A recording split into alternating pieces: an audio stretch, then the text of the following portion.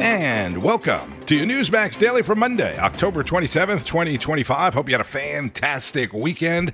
It's the 300th day of the year, big day, day 27 of the government shutdown, and Navy Day, celebrating the creation of the U.S. Navy 250 years ago on October 13th. 1775. Navy Day is celebrated, though, on the 27th. It's the birthday of President Theodore Roosevelt, who was a big advocate of the Navy and contributed significantly to its buildup, so they decided to celebrate on Roosevelt's birthday today. The Navy is also in the news today after a helicopter and Super Hornet fighter jet from the USS Nimitz crashed in separate incidents over the South China Sea yesterday during what the Navy is calling routine operations. All 5 crew members from both aircraft were rescued and are in stable condition. That's the good news. So while you were sitting on the couch, eating chips, drinking beer, whatever, watching football or NASCAR, not worrying about anything in the world, the real heroes were out there doing what they do. President Trump, who arrived in Japan this morning, worked through the weekend, as you may know, at the summit in Malaysia to shore up trade deals and end more conflicts. This is a momentous day for all of the people of Southeast Asia as we sign a historic agreement to end the military conflict between Cambodia and Thailand. 18 Cambodian prisoners of war will be released, and under this agreement, observers from ASEAN countries, including Malaysia, will be deployed to make sure that the peace prevails and endures. I have no doubt that it will. You may have been busy over the weekend, doing weekend stuff, but it was an astounding weekend, another astounding weekend. The president also signed trade deals with Cambodia and Malaysia.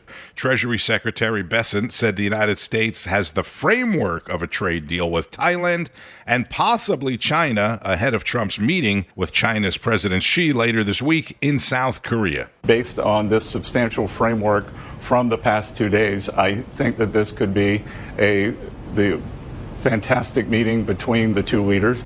We're going to have a great talk. I have a lot of respect for President Xi. I like him a lot. He likes me a lot, I believe. China.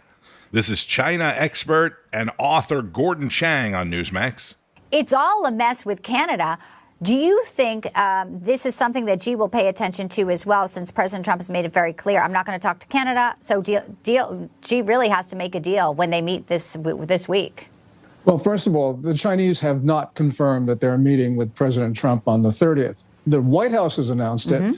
I think the Chinese actually will show up, but that remains to be seen. And I think what they're doing is they're trying to make Trump sweat. And they're also trying to make him look like a supplicant by being the one who is eager to meet. So this is feeding into Chinese arrogance right now. And the other thing the Chinese are probably looking at is they believe that it is smarter for President Trump to sort of line up his friends and allies before going on to China. So I think that probably Beijing is enjoying this spat between Washington and Ottawa. And I think that our president should try to sort of build bridges right now with our friends and allies, because yes, we've got issues with Canada, but we have a lot more issues with China. Gordon Chang on Newsmax. And with all that happening, President Trump dispatched an aircraft carrier to the coast of Latin America. As the U.S. military continues taking out drug boats in the Caribbean, the topic of discussion on Sunday Report with John Glasgow. Former DEA administrator under President George W. Bush and former Arkansas Governor Asa Hutchinson joins me now. Great to have you here, Governor. Do you think that President Trump cares at all about a declaration of war when it comes to these drug cartels? I mean, look at how many Americans are dying every year because of drugs. This stuff's all coming into our country just through those boats that we saw there. Absolutely, and I applaud President Trump for drawing attention to the international criminal organizations bringing these deadly drugs into our country. The last time we had this kind of attention was in the Reagan-Bush eras, whenever we concentrated on the interdiction and the supply chain of these drugs. We've had the war on terrorism. We've been diverted from this. He's drawn attention to this. Obviously, there's a lot of questions. The legal basis would be that he's declared these as international terrorist organizations, that they're a threat to our national security. This has traditionally been a law enforcement role. The fast boats are not new. When I was head of the DEA, we had fast boats. We worked with the military, but it was always a law enforcement response and a criminal prosecution that would result. Now we've shifted it from simply a criminal prosecution really to a military action to kill the drug traffickers. And so that is a big shift. And I think the questions Congress has would be, where's the legal authority? Let's make sure there's transparency and information that they have to review this. Transparency is one thing, but I mean, what hasn't worked in the past is what they were doing. So now President Trump is doing something different, and it's working. He's now sending this aircraft carrier to the Caribbean as well. This is unprecedented. Do you think that message, though, is going to be received to the cartels? It will be. This is effective. Anytime you see fast boats being blown up, people being killed, it's going to be harder for them to direct it in that same way. And so it has an impact. Now, they're resourceful and they shift. And the fact is 2/3 of our drugs come across the land border with Mexico into the United States of America.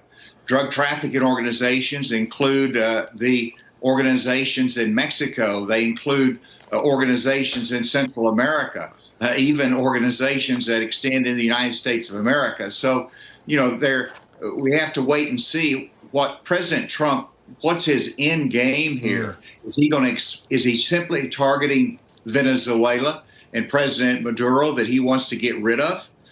Or is it going to be a broad-based effort for the other drug trafficking organizations that impact us from countries like Mexico and Central America? I'm glad you brought up Maduro, because here's what his message was to President Trump. Watch this.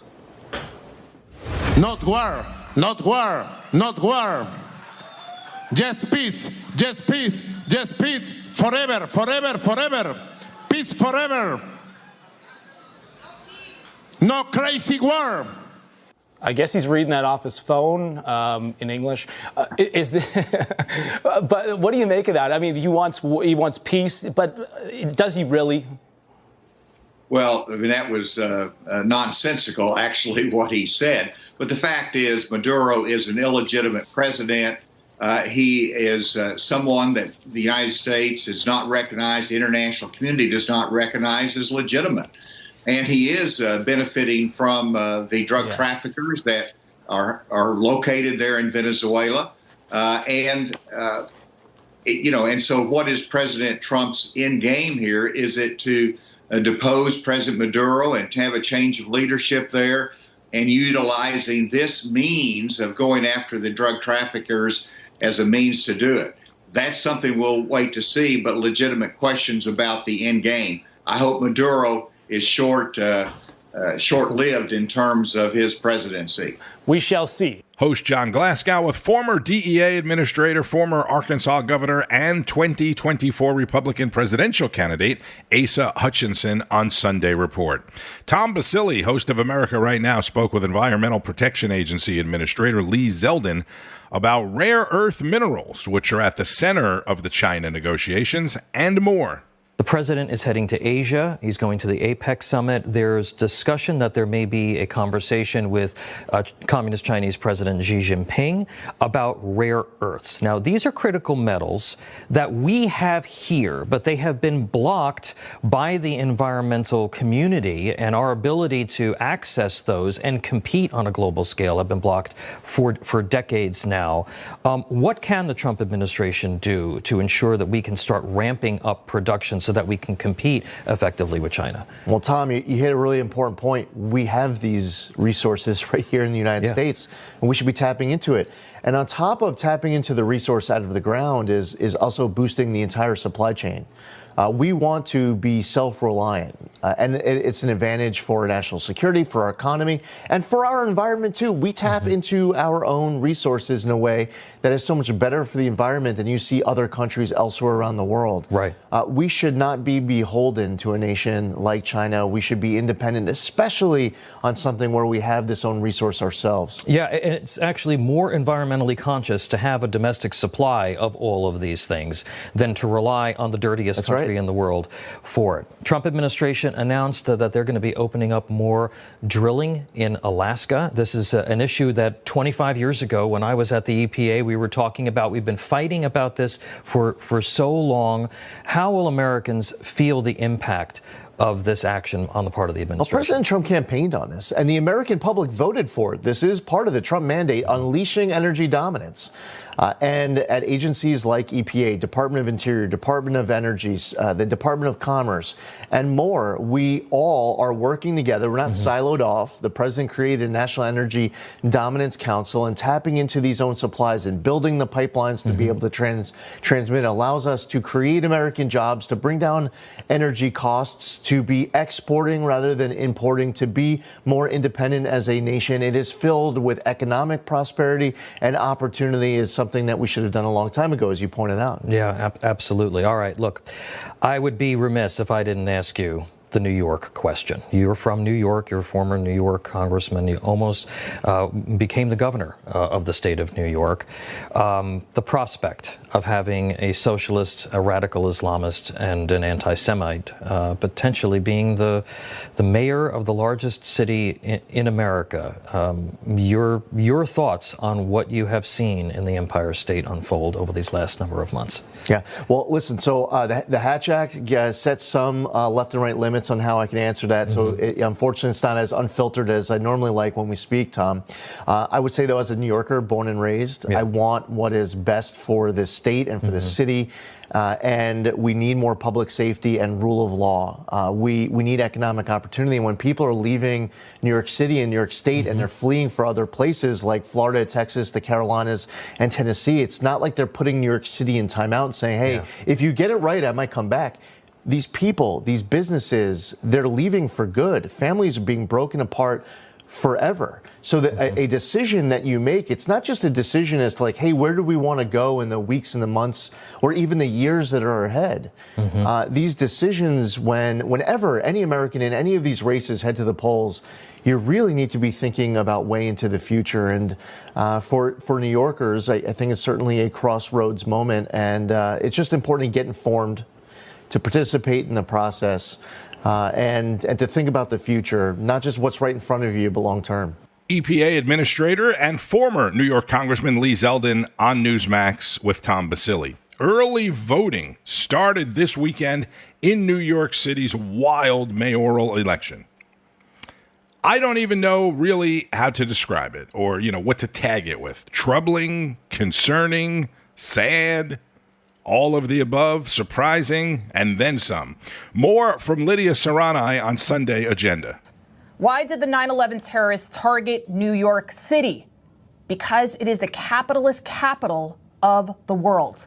And that's what candidates, that's what people like Mamdani hate. They hate the very existence, the very underpinning of what this nation stands for. Our success is built on capitalism. If New York City falls, guys, the rest of the country will follow.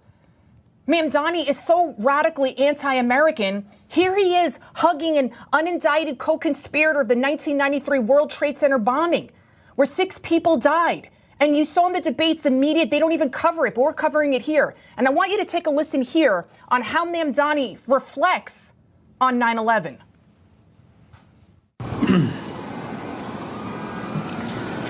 I want to speak to the memory of my aunt.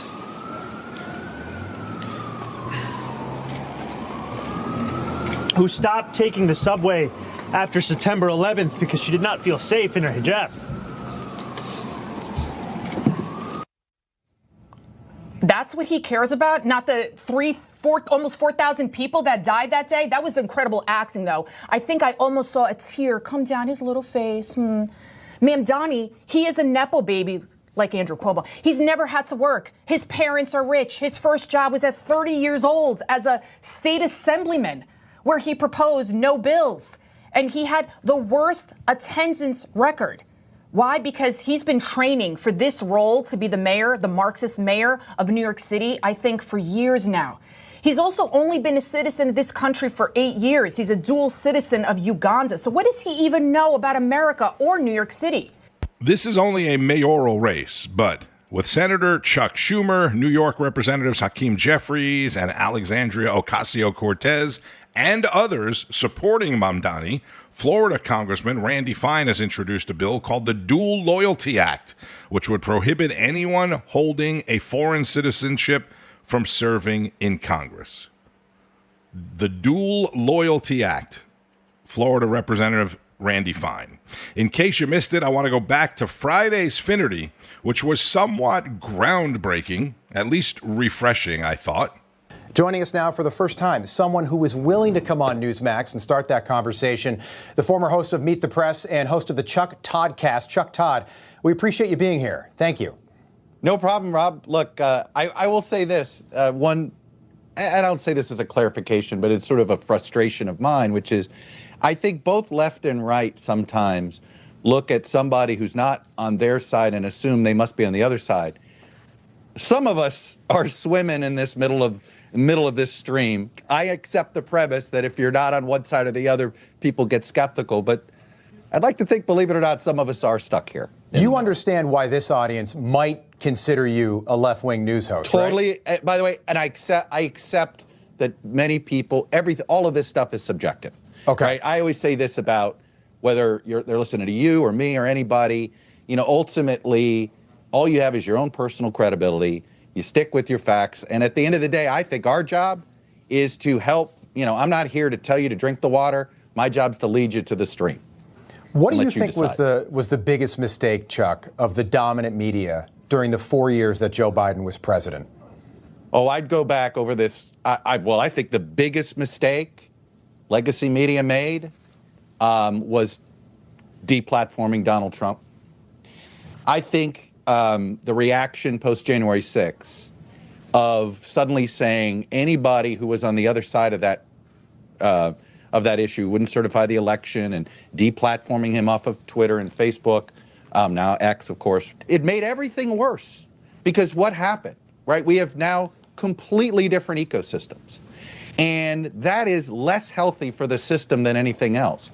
If I'm willing to sit down with Vladimir Putin or the president of Iran, you're telling me you can't interview somebody who voted not to certify on January 6th? I found that I was one of those people who didn't want to sign on to that sort of, and it was like it was like this unofficial sort of pressure campaign that many did. And I think that if you were to ask me what's the core mistake, right, and everything else was derivative from there, but I view that as a core mistake of sort of the intelligentsia of the left, if you will. Do you want to add anything to that? Just let's talk about the 4 years when Joe Biden was actually president.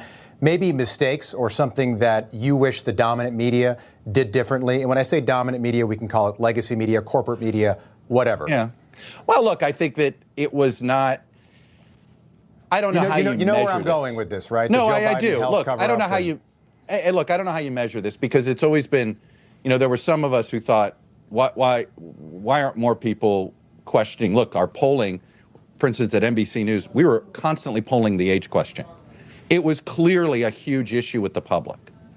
And there was always this disconnect about it and about dealing with the question. And there was way too many accepting of the premises, which I think we both know, had it been somebody else who was showing problems, whatever you want to call it, whether they're slower. None of us know exactly what the issue may have been. But the fact of the matter is the political answer to his problems was to travel the country to sell your program. How come he wasn't traveling the country to sell the program? Now, by the way, Rob, I have the same questions now about Donald Trump.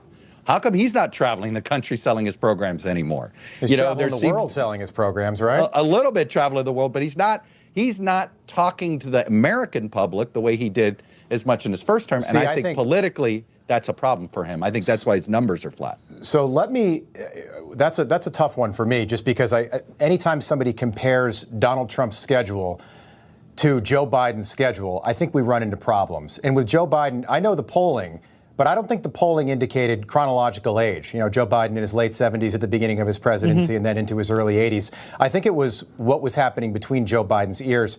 Chuck, I don't think we have the answer to that question today. We might not have that question till he's dead and gone, if ever. But I think there was something going on with Joe Biden cognitively. And part of the divide that I saw on places like NBC and places like Newsmax, look, I was the host of the morning show here in 2020. And I remember just saying, well, wait a second. Now, I had two grandfathers that had Alzheimer's. And I'm armchair diagnosing, but I have eyes and I can do that. And I have a brain. And I could tell there was something off with this man. And then as 4 years went on, we sort of continued to see this. And we saw people on the left, like Karine Jean-Pierre, the White House press secretary, call them cheap fakes or deep fakes. And I just thought that divide, that chasm, I think is part of the reason why Donald Trump won last November. It could be. I also think ultimately it was, the voters that decided this election, I think were simply, they liked the economy of Trump 1.0 better than they liked the economy of Biden-Harris. Let me ask you about that. You tweeted about that. I do, at the end of the day, think that you ask me what's the difference between him carrying the 7 swing states. I think that was the difference. Former NBC News star and former host of Meet the Press, Chuck Todd, on Finnerty with Rob Finnerty. As the old saying goes, it's the economy, stupid. They went even deeper and more specific on the economy, traded some barbs back and forth. That was only about half of the segment as well. You can see the entire interview on the Newsmax YouTube page or Rumble page, and I would encourage you to go check it out if you didn't see it on Friday night. Okay, so President Trump is in Japan today and tomorrow, where he has a full day of meetings and events. Then he'll be headed to South Korea, where he will hopefully then meet with Chinese President Xi. Newsmax will be covering all of today's events and voting in the New York City mayoral race, as well as any developments from Capitol Hill. Yesterday, Senator Chris Murphy of Connecticut suggested that the Democrats could end the shutdown if the Republicans agree to a $20 billion deal for health care, which is a mere fraction of the $1.5 trillion that they were initially asking for. So we'll see if that gains any traction on Capitol Hill today.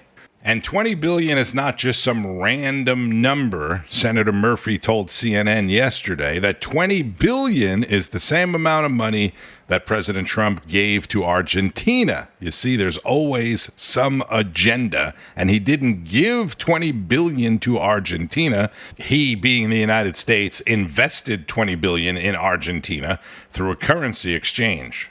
So far, it doesn't appear that the Texas legislature has taken any action against Democratic Representative Yolanda Jones for saying the party must wipe out all Republicans and go for their necks. You remember that from last week? I think it was Friday. And so far, we haven't heard one prominent Democrat condemn the remarks either.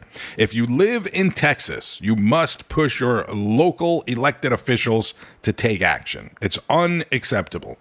On Wall Street, stocks kicked off the new week well into the green this morning with word of this weekend's trade deals and a potential trade deal with China. Bitcoin and most other cryptocurrencies are also higher this morning. Bitcoin trading right around $115,000.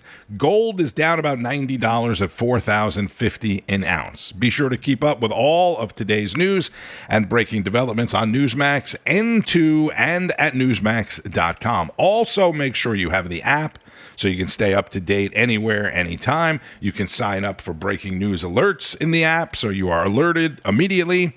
The news starts each and every morning now at 6 Eastern with Alex Kramer on Wake Up America Early Edition, followed by Wake Up America, National Report, Newsline, American Agenda, Greta Van Susteren, Chris Salcedo, Carl Higbee with Frontline, that's at 6, followed by Rob Schmidt tonight, Finnerty, Greg Kelly, and much, much more. I'm Tony Marino. Thank you, as always, for listening to the Newsmax Daily. Enjoy the rest of your Monday or your Monday night. Monday Night Football featuring the Washington Commanders at the Kansas City Chiefs. Our producer, Ken, is a big Chiefs fan, so I know he'll be excited about that. Most importantly, keep on fighting the good fight. News breaks every minute, every day. You need the app, the Newsmax app. Find it free on your smartphone store. Then watch us anytime, anywhere. Information. Truth is freedom. Is Newsmax. It's real news for real people.